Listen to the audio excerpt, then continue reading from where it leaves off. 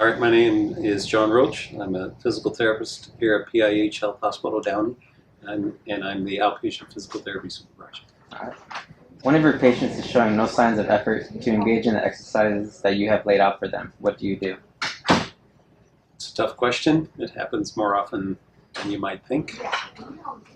There has to be a reason for that kind of behavior because most people that come here do want to get better. Oftentimes, depression is a big portion of the answer to that, and that people don't. They come here, but they're not to get care, but they're not in the mood or motivated because of outside reasons, like family issues, personal health issues, psychological issues, depression being one of them, and it's a tough issue. Everybody has good days and bad days. Some people work, a lot harder on one day than another. Usually that's because of pain or stiffness. But there are days when people just don't feel like doing what they need to do, or just feel like mailing it in a little bit, as they say. So, How long have you been a physical therapist? 33 years now. Have some of the methods for rehabilitating patients changed from that amount of time? There's compared to when I started, there's much more of an emphasis on manual therapy, different mobilization techniques. Continuing education is a huge source of income for people, and so there's all kinds of classes out there that you can learn all kinds of techniques from, and so there's that. 15, 20 years ago, there was there used to be some very expensive equipment you'd see in clinics. You don't see that equipment anymore because for one reason or another, hospitals can't pay for that, insurance doesn't pay for that, those types of things anymore. So in a lot of ways, we've gone back to the basics as far as equipment goes. We still use our hands and our brains, mostly to get done what we need to get done. As a physical therapist, what type of patients do you see? In the outpatient setting here, so all of these people who come in here live at home. They either walk in or come in by wheelchair.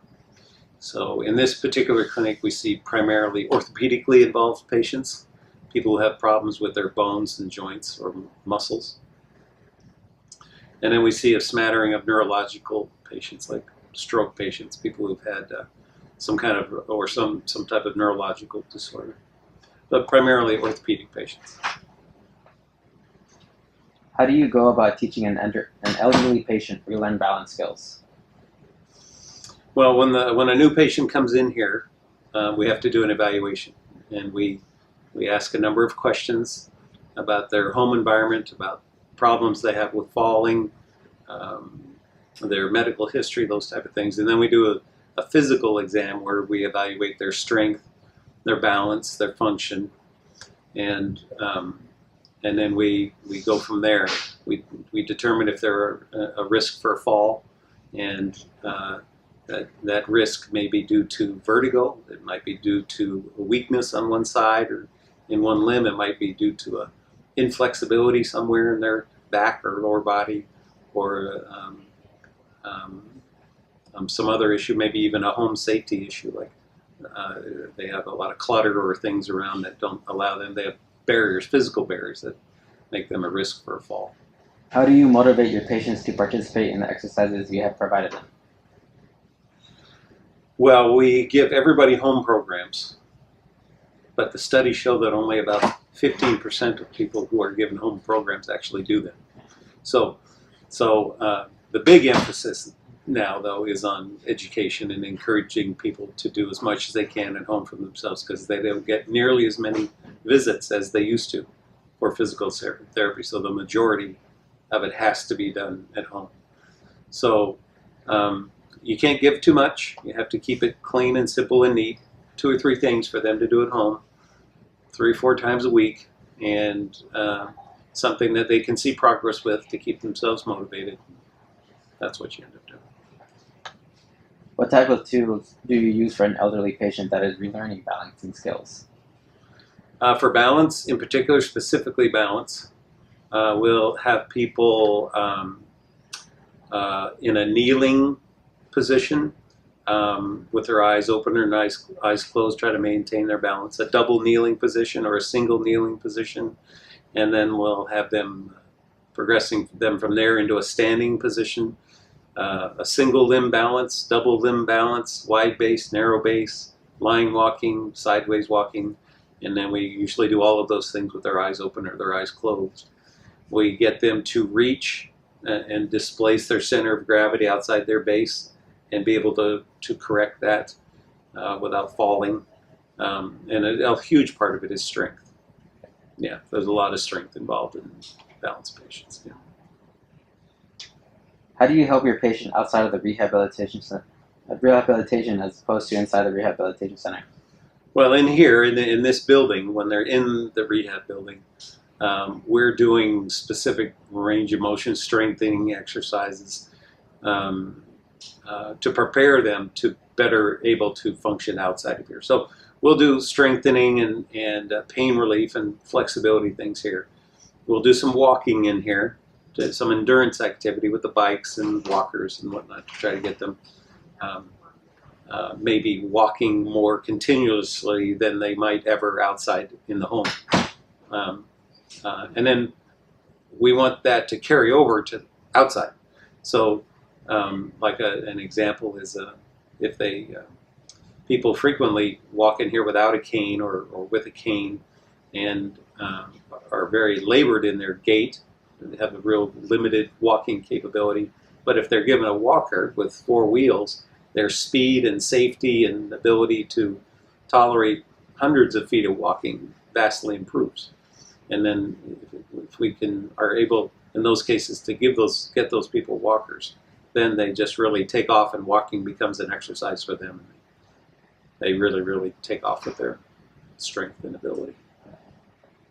Give me an example where there are 2 patients with the same injury. One is a teenager and one is an adult. What do you do differently? Yeah. Well, there's not one teenager that's the same. They're all different. Yeah. Teenagers sometimes have an attention span issue that older adults don't have. Yeah, the personalities are different. The interests are different. Generally speaking, the older population is very motivated to maintain their function. The younger population, they're just trying to get through and concerned oftentimes about other things not so related to their issue. If it's a sports-related thing and they're really motivated to get back, then they'll be really, really, really motivated. There's a lot of hardworking kids. But the older adults typically have a better motivation to maintain their function so they don't fall, so that they can get around. They don't oftentimes want to go onto a walker. They want to maintain their independence and be able to live alone, and that's a real motivation for them, obviously, that the teenagers don't have. So you can push younger people harder to a certain extent because they have the endurance and the strength. You have to usually find ways to control pain in the older population in order to allow them to do more things. It's that kind of thing. What made you interested in becoming a physical therapist? Myself personally, I used to go and watch my mom in therapy when I was a kid, and I became interested in it that way. What do you enjoy doing most about your job? It's problem solving. I like the mental aspect of it. I mean, the same person might come in 2 days a week, and their situation might be completely different from one day to the next.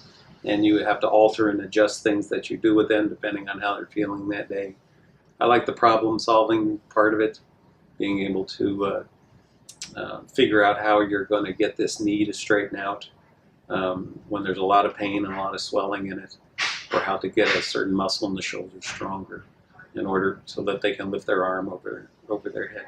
So, and then there's the part about making people see progress. That's nice to see when people feel like they're gotten from one point to the next. That's gratifying.